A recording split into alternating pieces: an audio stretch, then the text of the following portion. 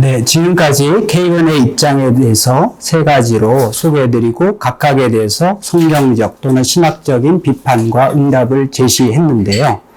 저희가 볼 때는 사실은 얼토당토 않고 정말 쉽게 물리칠 수 있는 입장이긴 한데 왜 이런 책이 인문학 베스트셀러가 되고 있느냐, 이 점이 참 궁금했습니다. 그렇게 육체 이론론, 물리주의만 갖고도 사람들이 이렇게 인기가 있을까 이런 생각을 했었는데요. 사실 그렇기 때문에 제가 이 책을 사서 읽어보게 되었습니다. 근데 이 책을 읽다 보니까 그 마지막 묘미는 뭐냐면 세 가지 입장을 바탕으로 해서 셸리 케이건이 결론적으로 제안하는 내용의 묘미가 있다라고 하는 점입니다. 그 부분을 좀 소개하고 또 저희가 어떻게 바라봐야 될지 잠시 말씀을 드리고자 합니다. 케이건에 따르면 사람이 스스로 중요하다고 여기는 것이라면 그것이 그 사람의 삶에 변화를 주어야 하고 그 사람의 삶의 우선순위에 변화가 있어야 한다고 전제하고 하면서요. 사람에게 죽음이 있고 죽음은 끝이다라고 우리가 안다라고 하면 죽음이 진짜 있는 것처럼 살아야 된다. 이렇게 얘기를 하고 있습니다. 그런데 케이건이 볼 때 많은 현대인들은 다 죽을 것을 안다라고 말하는데 죽지 않을 것처럼 살고 있다. 이렇게 날카롭게 예리하게 지적해 주고 있습니다. 그 자신의 말에 따르면 아마도 우리 모두가 자신이 언젠가 죽을 거라고 스쳐 지나가듯 말하지만 근본적인 차원에서는 이를 받아들이지 않고 있다는 사실이다. 그런 믿음은 절대 살아있는 믿음이 아니다. 사람들은 자신의 죽음에 대해 일관적인 믿음이나 태도를 갖고 있지 않다. 이렇게 현대인을 비판하고 있습니다. 저는 이 결론적인 부분은 굉장한 통찰력이 있다고 생각합니다. 케이건의 입장은 뭐죠? 인간은 오직 육체다. 물리주의다. 그렇기 때문에 죽음은 끝이다. 이것을 알아라.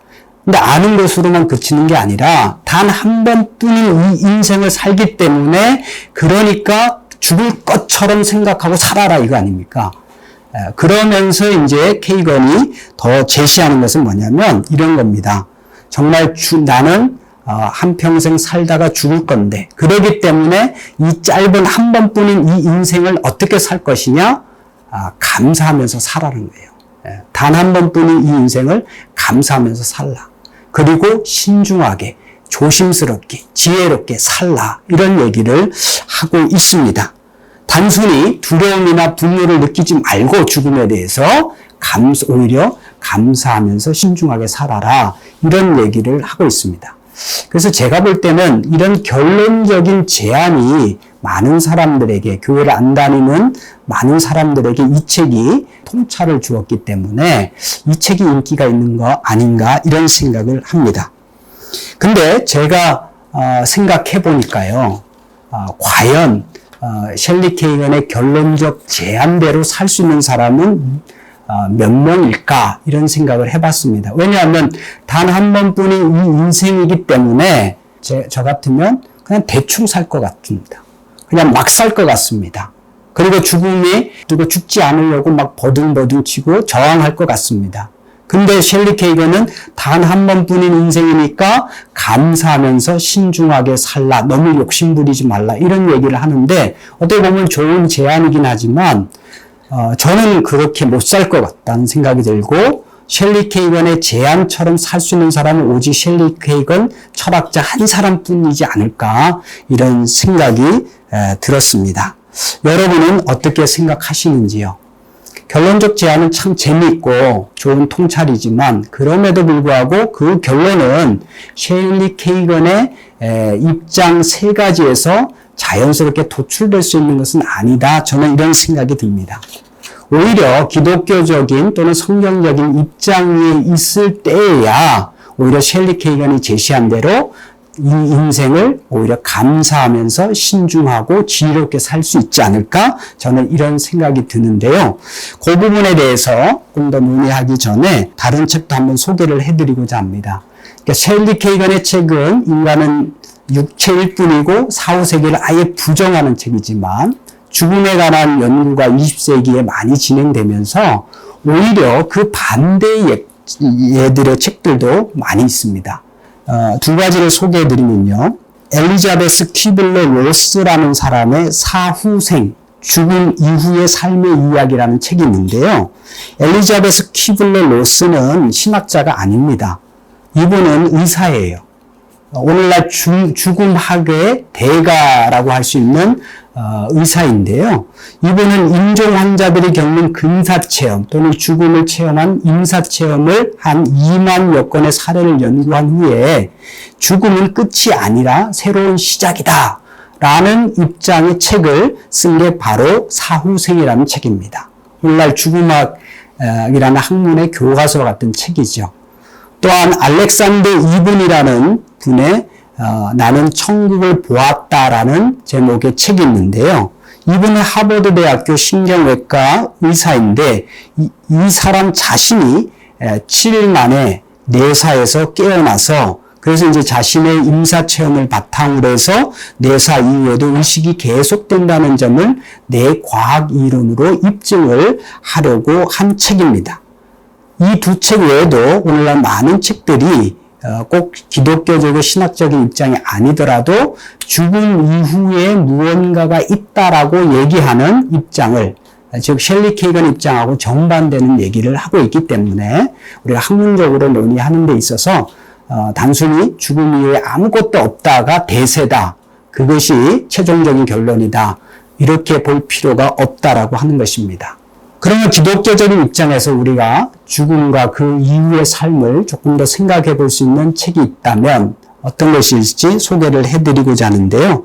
마이클 부시라는 사람이 편집한 내 아버지 집에 거할 곳이 많도다라는 책을 저는 추천해 드리고 싶습니다. 2006년에 영어로 출판되었고 2010년도에 한국말로 번역이 됐는데요. 이 책은 독특하게도 장례식 설교를 모았는데요. 더 독특하게는 세계적으로 유명한 신학자들과 목회자들이 한 장례식 설교예요.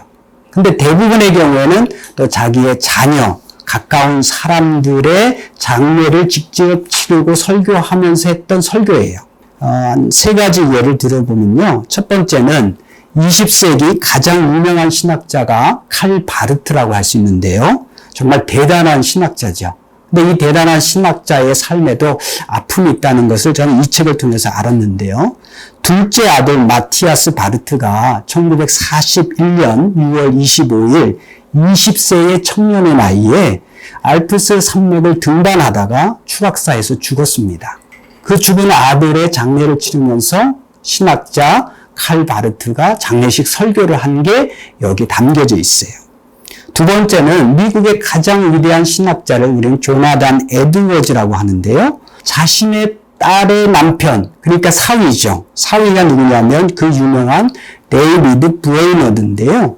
이 사위가 1947년 10월 9일 결핵으로 사망을 했습니다. 그 사위의 장례를 치르면서 설교를 한 것이죠. 근데 더 나아가서 2주 후에는 자신의 딸이 또 죽게 됩니다. 제루샤 에드워즈 딸이 죽게 되는 그 장례식 설교를 또 한 거예요. 그 설교가 이 책에 들어와 있습니다. 셋째로 19세기의 유명한 신학자이면 목회자가 또 프리드리히 슐라이어마가 있는데요. 자유주의 신학의 아버지라고 알려져 있는데 이분의 삶에도 아픔이 있는 것을 알게 됐습니다. 그의 아들 나다나엘이 일찍 죽게 되었고 그래서 아버지로서 아들의 장례식 설교를 한 원고가 이 책에 있는 거죠. 그래서 이 책은 독특하게 신학적인 이론이나 교과서는 아니지만 기독교적인 또는 성경적인 죽음과 또 죽음 이후의 부활에 대한 소망이 담겨진 장례식 설교가 있기 때문에 이 책을 읽어보면서 우리가 죽음과 그 이후에 대해서 어떻게 생각해 볼지 좋은 내용들이 담겨 있다고 저는 추천해 드리고 싶습니다. 요한복음 14장 1절 3절의 말씀을 읽어드리겠습니다. 너희는 마음에 근심하지 말라. 하나님을 믿으니 또 나를 믿으라. 내 아버지 집에 거할 곳이 많도다. 그렇지 않으면 너에게 일렀으리라. 내가 너희를 위하여 거처를 예비하러 가노니 가서 너희를 위하여 거처를 예비하면 내가 다시 와서 너희를 내게로 영접하여 나 있는 곳에 너희도 있게 하리라. 아마 이 구절을 근거로 해서 이 책의 제목이 내 아버지 집에 거할 곳이 많도다라고 정했던 것 같습니다. 그런 점에서 우리는 셸리 케이건하고는 다른 입장이죠. 죽음으로 끝이 아니라 그 위에 뭔가가 있고 그 뭔가라고 하는 것은 부활을 통해서 소망을 가지게 되고 또 삼위일체 하나님과 영원한 교제를 누리는 아름다운 완성의 종말이 될 것입니다. 여기에 관해서는 더 구체적으로 세밀하게 다룰 수 있지만 이런 방향을 갖고 계신다면 우리는 죽음의 문제에 대해서 잘 이겨낼 수 있으리라 생각이 듭니다. 제가 이번에는 셸리 케이건의 책을 가지고 여러분과 함께 대화를 나누는데요. 여러분께서도 한번 읽어보시고 또 그러면서 우리의 입장하고는 너무나 다르지만 오히려 우리와 다른 입장을 읽으시면서 우리의 입장이 과연 무엇인가를 더 선명하게 정리할 수 있지 않을까 이런 생각이 돼서 오늘 온신학 인간을 말하다라는 시리즈 안에 제가 함께 소개를 해드렸습니다. 그동안 시청해 주신 여러분들께 감사를 드립니다. 감사합니다.